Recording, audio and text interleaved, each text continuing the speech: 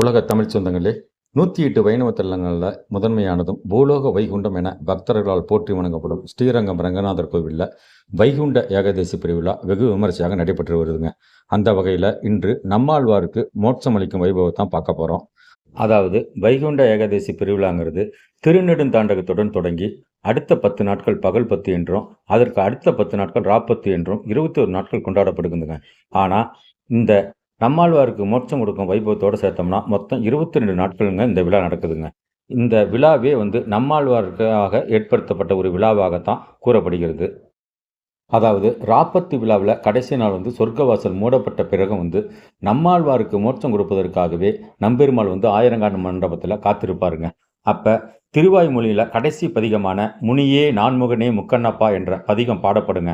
அந்த பதிகம் பாடப்படுறப்ப துளசி மாலையில் நம்பெருமாள் திருவடியில் நம்மாழ்வாரை வைத்து அப்படியே மூடுவாங்க.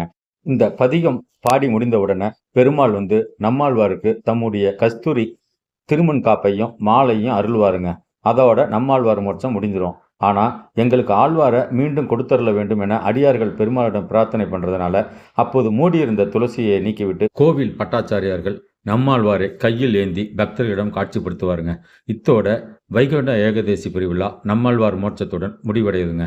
நன்றி, வணக்கம். வாங்க இப்போ நம்மாழ்வார் மோட்சத்தின் முழு வீடியோ தொகுப்பை சுருக்கமாக 4K தரத்தில் பார்ப்போம். தொடர்ந்து ஆதரவு தரும் உலக தமிழ் சொந்தங்களுக்கு நன்றிகள் பல.